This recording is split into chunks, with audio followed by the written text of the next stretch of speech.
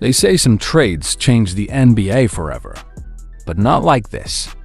The Luka Doncic for Anthony Davis trade is already being called one of the worst trades in NBA history. But somehow, with each passing day, new details emerge that make it look even worse. Why did the Mavericks trade away a 25-year-old superstar, one of the top 3 players in the world, for an aging center with an injury history? Why did they get only 1 first-round pick in return? And most importantly, was there something much bigger going on behind the scenes? Today, we're diving deep into the shocking truth behind this disastrous trade. Trust me, by the end of this video, you'll realize this wasn't just bad. It might have been sabotage. Alright, let's start with the obvious. Luka Doncic is a generational talent. He's 25, just led the Mavericks to the NBA Finals, and is already considered one of the most skilled defensive players in league history. Meanwhile, Anthony Davis is 31. Still great? Absolutely. But let's be real, he's on the back end of his prime, has an extensive injury history, and doesn't give you anywhere close to what Luka does offensively. If you're trading away Luka Doncic, you'd expect a historic haul in return, right? Multiple first-round picks, young talent, something to build around for the future. Instead, Dallas got Anthony Davis, Max Christie, and 1 first-round pick. That's it. 1 first-round pick. This trade was bad on paper, but it's even worse when you start asking, why? To understand how this even happened, we need to talk about Mavericks GM Nico Harrison, the man responsible for this disaster. Now, reports have surfaced that Nico doesn't even want to be GM long-term. Some sources claim he's already looking for a way out. If that's true, why would he care about the Mavs' future? Did he just trade Luka knowing he wouldn't have to deal with the consequences? Even crazier, Nico himself initiated talks with Lakers GM Rob Pelinka about trading Luka, not the other way around. Think about that.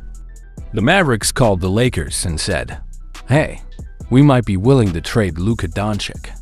Of course, Pelinka jumped on that immediately. But here's the real question. Why would Nico Harrison even consider this trade? Well, the answer might be deeper than basketball. Here's where things get weird. Rob Pelinka and Nico Harrison have a long history together. Pelinka was Kobe Bryant's agent. Nico Harrison was a big name at Nike. These two have worked together for years. Could that connection have influenced the trade? It's possible. Harrison might have done his friend a favor, sending Luka to the Lakers for way less than his actual value. It's not unheard of in NBA front offices sometimes. Personal relationships affect deals. But that still doesn't explain why only the Lakers got a shot at Luka. Dallas didn't even shop him around the league. They didn't call other teams. They didn't create a bidding war. Why? Well, one theory is that they wanted to keep the trade quiet to avoid leaks. If teams found out Luka was available, the media would explode, and Luka himself might demand a trade elsewhere, killing the Mavericks' leverage. But if that was the plan, it completely backfired, because this return package is still unbelievably bad. And honestly, there might be a much bigger reason behind it. Most people don't realize this, but Mark Cuban is no longer the majority owner of the Mavericks. The team is now controlled by the Aiden Dumont ownership group. And here's where things take a wild turn. According to a Dallas-based lawyer named Chris Carville, the new Mavs ownership has a hidden agenda. They want to build a massive resort and casino in the Dallas-Fort Worth area. But there's a problem. Gambling is illegal in Texas. The ownership group has been lobbying to change that law, but so far, they haven't had success. So, what does this have to do with Luka? Well, Cardville's theory is that the owners wanted to make the Mavericks as unpopular and unprofitable as possible, so they could pressure lawmakers into legalizing gambling. How do you do that? Trade away your biggest star. Alienate the fan base.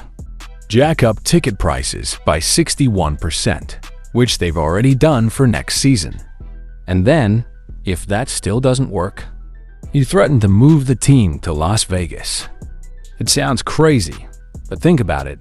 If Dallas fans stop showing up and revenue plummets, the owners could tell Texas lawmakers, "Hey, people don't care about the Mavericks anymore. We might as well move the team unless you let us open our casino." It's an extreme theory, but the more you look at it, the more things start to make sense. Some people believe the NBA had a hand in making this trade happen because they wanted Luka in Los Angeles. I don't buy that. But let's be honest, the league isn't going to stop a move that puts one of its biggest superstars in one of its biggest markets. Luka in LA. That's huge for ratings, for jersey sales, for global attention. The NBA benefits from this deal even if they didn't orchestrate it. So, don't expect Adam Silver to step in and veto it like he did with the Chris Paul trade years ago. This is happening. And Dallas fans? They're going to feel the pain for a long time. At the end of the day, this trade never should have happened. Luka Doncic is too valuable, too young, and too elite to be moved for so little. And yet, he's gone. The more we learn about the reasons behind this trade, the less it makes sense. Was it Nico Harrison's incompetence? Was it a favor to a friend? Or was it a calculated move by ownership to tank the team on purpose? One thing's for sure, the Luka Doncic trade keeps getting worse. So what do you guys think really happened here? Let me know in the comments. And if you enjoyed this breakdown, make sure to like, subscribe, and hit that bell so you don't miss more deep dives like this.